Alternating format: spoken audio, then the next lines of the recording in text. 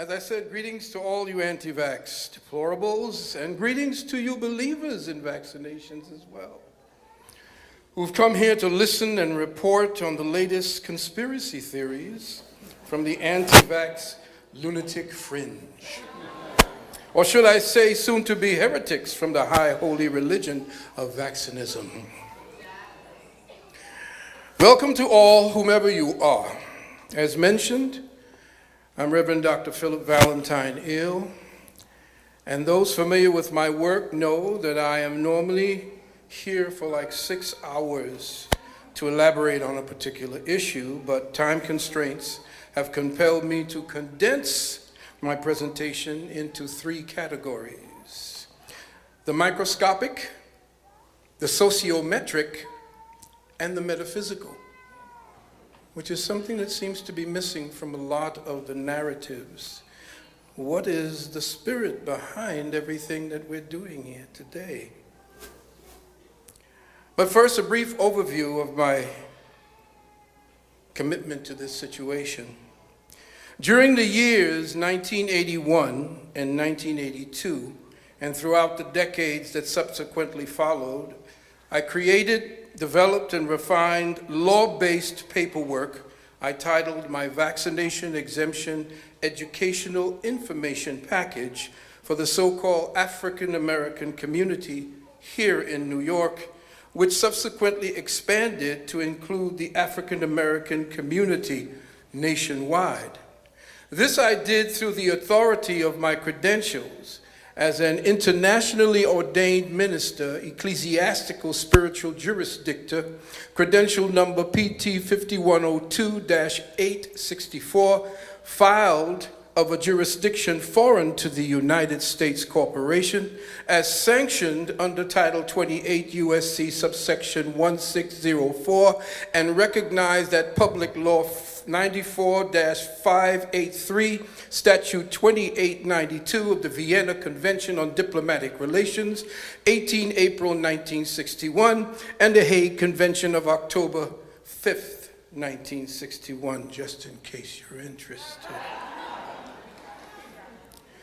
Through my lawful declaration of autochthonous neutral in itire status, ministering to my congregation nationwide through my lawfully defined church at large, the Temple of the Healing Spirit, my paperwork was taken to court 3 times here in New York City against the Board of Education, and each case ended in victory for the prosecuting parents.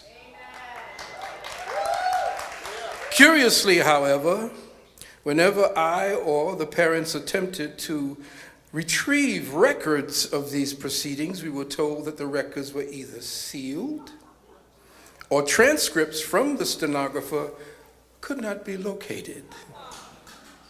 But even more unbelievable, bordering on tragic, is that since that time, my beloved New York, as well as California and other so-called blue states, have fallen lockstep behind what appears to be a Marxist, communist, socialist agenda that has marshaled a draconian subversion of our individual human, common law, constitutional, and civil rights to execute our freedom to make life and death choices, i.e., decisions for ourselves and our families based on our right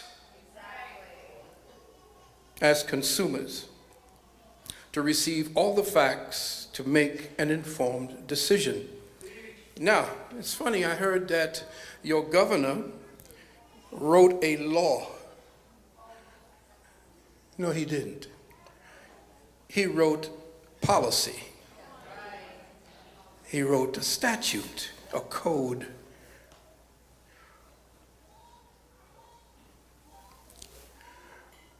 A statute is not a law.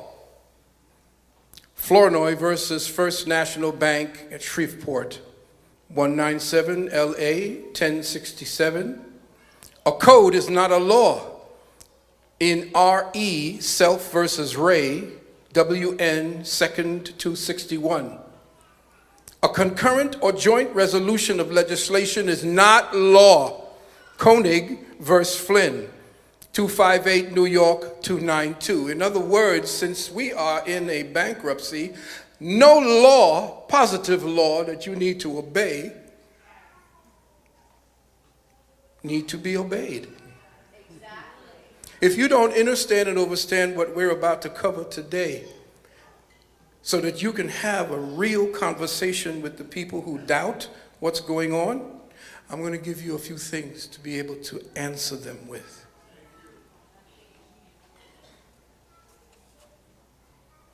With that in mind, I once again offer the following points, itemized through the microscopic, the sociometric, and the metaphysical. Item: I can state without equivocation that after decades of research into the nature and history of the vaccine paradigm, that the medical ritual of vaccination as bequeathed to them by their prophet and Messiah Edward Jenner, who apparently received his anointing at the Miracle of Mount Medicine, is in fact a sacrament and not a science. Why? Well, the definition of science is as follows from the Etymology Dictionary. Quote, science, from the Latin scientia, 14th century, is the assurance of knowledge, certitude, certainty, collective human knowledge gained by systematic observation, experimentation, and reasoning, end quote. Now let's take this definition to its next logical harmonic, the definition of an exact science. Quote, a field of science which, as physics or chemistry, which is capable of accurate quantitative expression in continuous application, or precise, predictive, and rigorous methods of testing hypotheses, end quote. Next, we balance the equation with a definition of its opposite, definition of experimental science, keyword experiment. Quote, a test under controlled condition that is made to examine the validity of a hypothesis or to determine the efficacy of something previously untried, end quote. Which brings us to a little known document, as mentioned earlier, never mentioned in the purveyors of vaccine paradigm, called the Nuremberg Code. As reprinted from the trials of war criminals before the Nuremberg military tribunals under Control Council Law number 10, volume 2, pages 181 and 182. See, I don't play. I'm going to find every little piece of dirt that they have under their rock.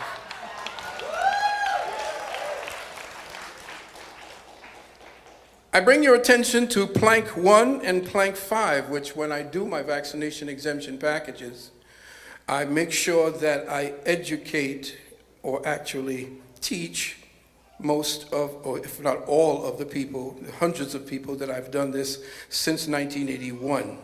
I've only been this year stopped or interrupted in the process of helping people to lawfully make their and state their rights.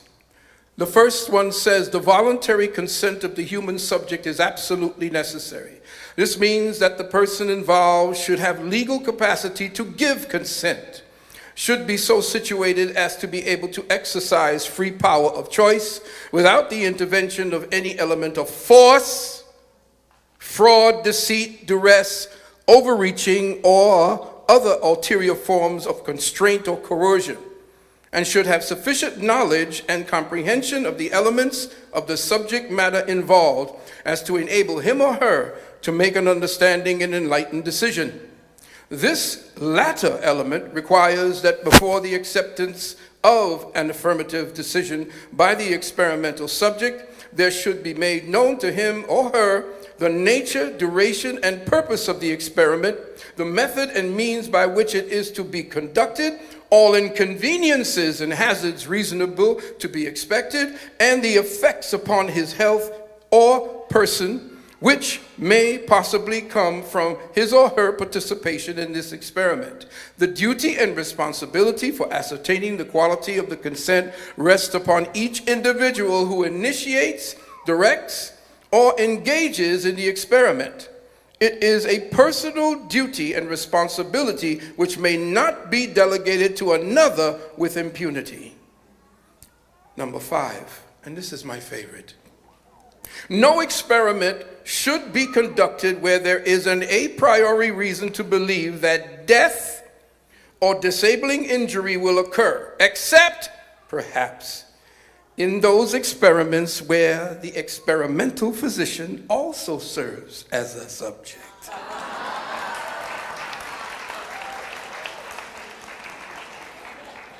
So each time they dole out a vaccination, they're supposed to take it with you. Fat chance, right?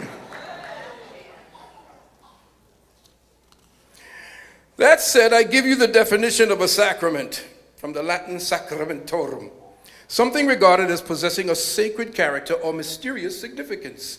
The define of sacred, worthy of religious veneration, devoted exclusively to a single purpose, use, or person, protected by superstition or piety from irreligious actions, secured against infringement by reverence only and a sense of self-righteousness. Sound familiar? Sounds like the doctors who like to tell you you need your vaccines. Which brings me to the definition of the word surgery. This is good. According to the American College of Surgeons Model Bill and Act, as adopted by the American Medical Association, House Delegates 2007, see, homework. In order to provide uniformity throughout the several states, by definition in statute and administrative code, by 25 of the 50 states, the definition of surgery is as follows. Now, please pay attention and take notes, because these constitute your counterinsurgent weapons. Because this is what this is. We are combating against injustice. We have been colonized, and we are fighting back. Quote, surgery means a procedure for the purpose of structurally, listen, altering the human body by incision or destruction of tissues, and is part of the practice of medicine for diagnostic or therapeutic treatment of conditions or disease processes by any instrument causing localized alteration or transportation of live human tissue, which include lasers, ultrasound, ionizing radiation, scalpels, probes, and needles. I don't think you all heard that. Did you hear that, what I just said? The needle, anybody puncturing the skin, is performing a surgery. And all you sisters out there, all vaccinations, inoculations, prostate exams, probes, fetal heart monitoring, using a handheld electronic Doppler ultrasound device are surgeries. Now, what did they tell you about someone who tells you you need a surgery? Second opinions. Well, your governor just legislated that away. Indeed. To the governor and all doctors and healthcare professionals with regard to the definition of surgeries, can you say you have the right to a second opinion? Can we all come together and actually say that we have a right? Furthermore, keeping with the definition of surgery in mind, when studying now listen carefully, studying the medical church's own codes governing aseptic conduct regarding pre-surgical preparation, the ritual of surgical hand scrubbing is performed by the surgeon and his assistants for upwards of 5 minutes or more, meticulously scrubbing from under fingernails all the way up to elbows, all to prevent the transmission of bacteria, mold, fungi, prions, germs, and assorted viroids from contaminating the process and the patient.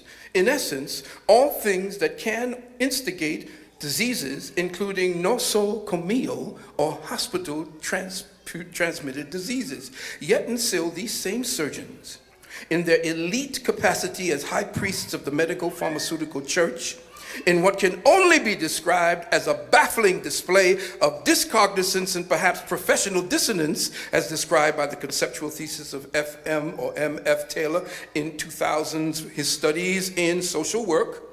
These medical priests, acting with religious conviction and sacerdotal protection and authority of their mother church, will suspend the very logic behind their training in the sanctity of pre-surgical protocol, matter-of-factly then bypass the two primary organic defenses the body temple was created to have, and that is the skin and the mucous membranes. And they will calmly plunge a hypodermic needle filled with a cocktail of the most vile and virulent organic and chemical filth, containing, but not limited to, formaldehyde, cow pus, mercury thimerosal, that is, horse blood, aluminum, diploid cells from aborted fetal tissue, dog kidney, latex, monkey kidney, pig blood, rabbit brains, formalin, monosodium glutamate, Epstein-Barr virus, cytomegalovirus, and herpes B. And they will put that directly into the crystalline bloodstreams of their fellow humanity, in essence, disgracing and perversely mutating the very letter and spirit of the tenets written in their Hippocratic oath to, above all, see, do no harm. In light of the above, I would ask any practicing physician and surgeon, you all do this the same way, and other various healthcare providers, that in good conscience could he or she enter an operating theater with gloves and scrubs covered with any of the aforementioned filth. Of course, my own personal logical and moral trajectory of thought regarding this point of order will most assuredly be dismissed as conspiracy theory, with the scientific assurance that all such biochemical waste byproducts would have been assiduously dealt with through their highly advanced centrifugation and attenuation processes. Processes that supposedly sanitize and or render inert the collective contents of their biochemical swill, all in preparation for injection into newborn infants and children of all ages. Item, reality check. Yes, the following are verifiable scientific facts. Now, pay attention. Vaccines cripple the body's first response systems. Vaccines cripple your body's first response systems. In other words, the body's own innate capabilities to immediately respond to the intrusion of disease-causing micromaterials via metaphysics, the consciousness exhibited by the body's own molecular atomic-based cellular intelligence. By introducing noxious, virulent, biological, and chemical waste materials directly into the bloodstream that the body's own active archetypal defense systems would never have allowed into the deeper tissue networks via the living, conscious, liquid crystal we call blood, vaccines create immediate as well as secondary and tertiary disease conditions, and from its inception as a sacrament of the medical church, contributed to the creation of a microscopic Frankensteinian creature that never before existed in the human body. A creature I've come to define as a ballistically inspired, Promethean-like molecular demon called the medically instigated antibody.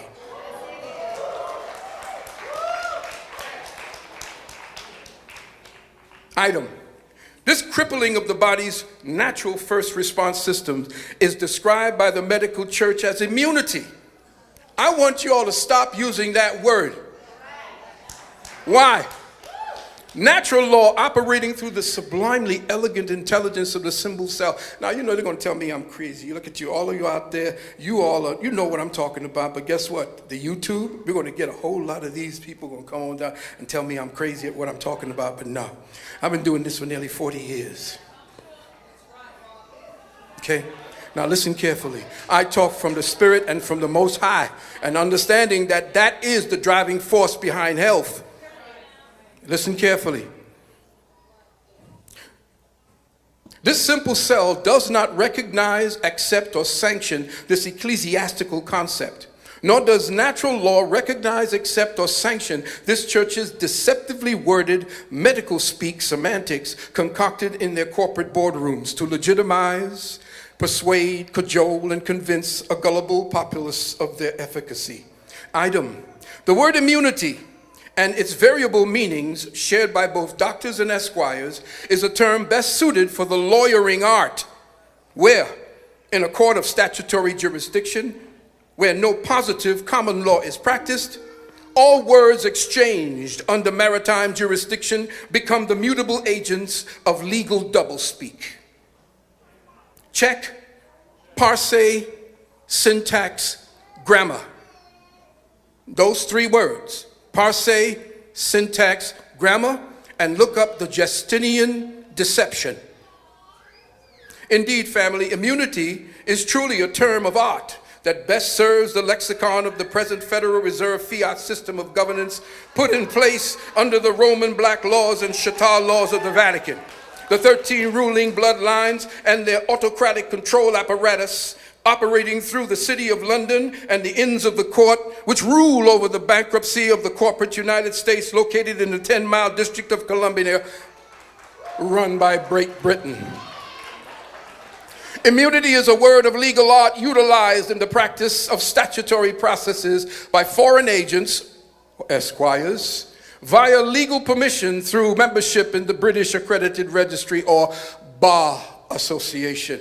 Because in point of lawful fact, there is no such thing, and I hate to put this out there, but I have to.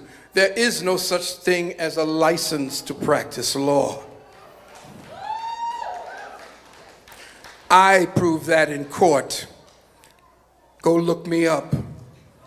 At the time, I got a letter that went viral around the entire country where Brownstein from over here at the appellate court sent me back a letter when I requested the license of a specific lawyer that I was going at against in the court. And he sent me back a letter that went viral. Though we may give a certificate, and I'm paraphrasing, we do not issue any licenses. In fact, all licenses are issued by the Board of Education, not the bar. Y'all learning something? All right, good. I'm gonna be a little bit, just a little bit more. Immunity, as defined in the certain proceedings based in statutory jurisdiction, is associated with the bargained elimination or attenuation of consequences for major crimes committed by a suspect or convicted felon. In other words, a suspect or convicted felon bargains or BAR gains or gains immunity. Are you hearing my word? By negotiating with a bar-accredited agent, a lawyer or attorney, to legally lessen or completely vitiate, that is, corrupt or debase, eliminate the natural, proper, and lawful consequences a person incurs for committing a serious crime. The person bargains immunity from prosecution. The word prosecution is a benign twin of the word persecution, from the word persecutus, meaning to persuade, torment, hunt down, or to open a legal action, end quote. And why have I taken this time to focus on this word, especially as it is a matter-of-factly applied in the practice of medicine? And this church's belief that as a Catholic church once sold indulgences, anybody remember about indulgences? Where enough money could grant you partial remission of the punishment or complete remission from sins, and then you can get into heaven. The medical church promotes vaccination as the indulgence for full and or partial remission of your diseases. But know this, beloved, the human body and the divine intelligence of universal law operating within does not abide by, condone, or tolerate the twisted philosophies, catechisms, or fiat judicial nomenclature of deluded men. Because in nature, there are no cures, only consequences. No immunity, only causality. And no matter what inventions formulated by the chemical cauldrons of the medical church, unnatural concoctions underlying their doctrine of poisonopathy, Mother Nature inevitably visits her wrath of consequence upon all who offend her divine law.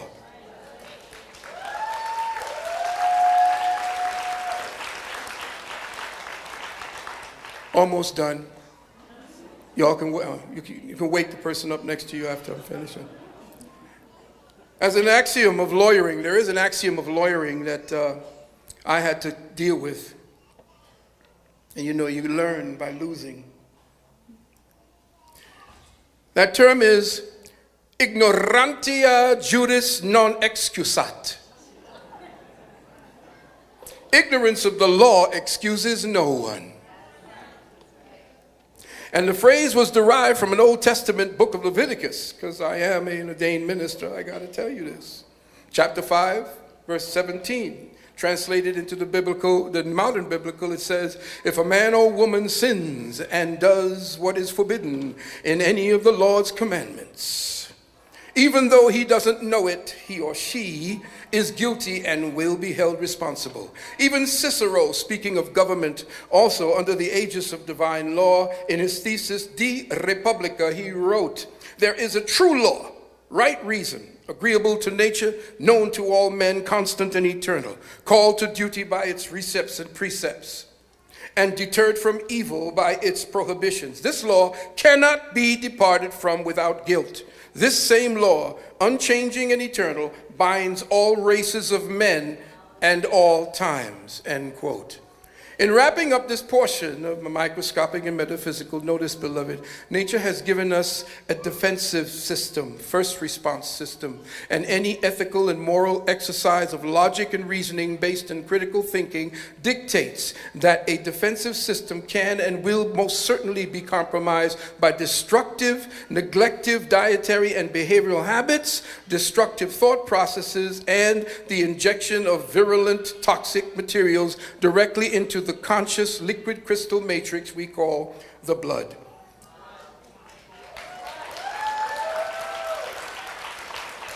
In truth, the draconian assault to impose the medical church's toxic vaccines and sacrament upon us non-believers, heretics, and the unsuspecting public at large, I believe, is to prepare and to predispose the human cattle, the useless eaters and breeders, to ever more spectrums of opportunistic diseases that they've concocted, all of which might be dispensed by the CDC and carried out under the auspices of the deep state's militarized medical science units.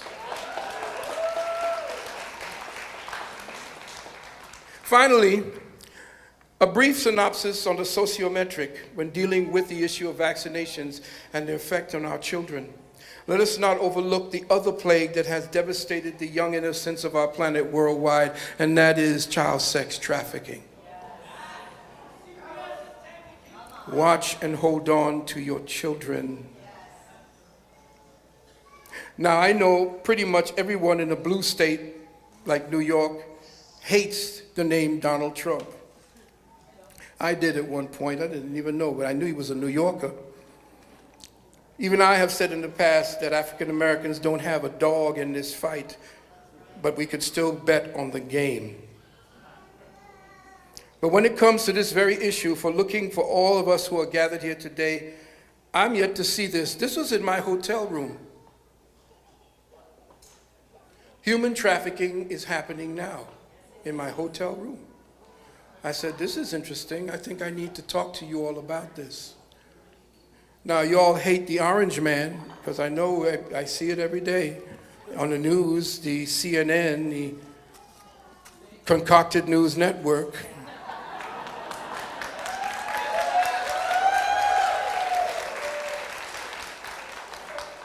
But as of October the 1st, did you know that Orange Man actually put into law or wrote a resolution, I believe, or actually adopted a resolution for the Health and Human Services? Did you know that Trump wrote a legislation, I believe it was an executive order, which is to be turned into a law for the Health and Human Services Commission, I believe, that doctors who have religious beliefs and convictions, who do not wish to perform abortions or give vaccinations cannot be punished by the regulatory commissions. October 1st, this went into effect. Did you hear about it in the news?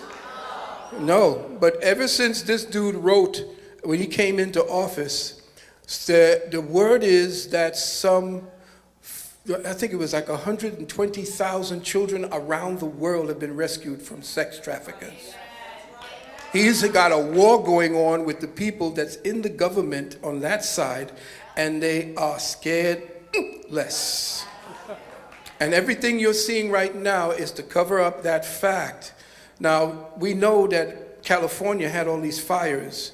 Word was, and this of course your conspiracy theory, because I know all of y'all over there now listening to this, I caution all you who are up here, when they come to interview you, watch out for questions that are posed in the form of guarded statements.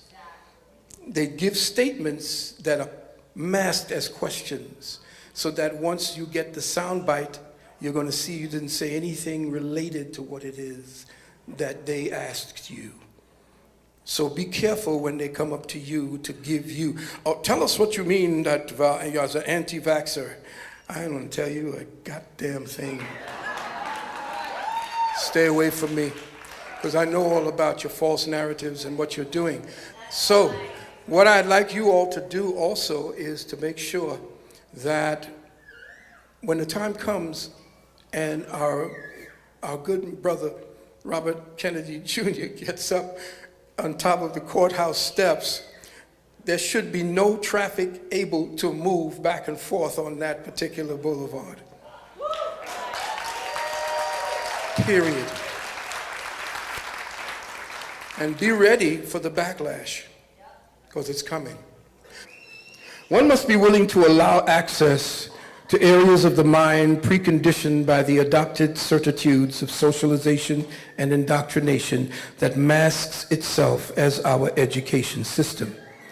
As I said in the epilogue of my book, Wounded Womb, be ever the seeker and free thinker, and remember those who would keep us ignorant educates us.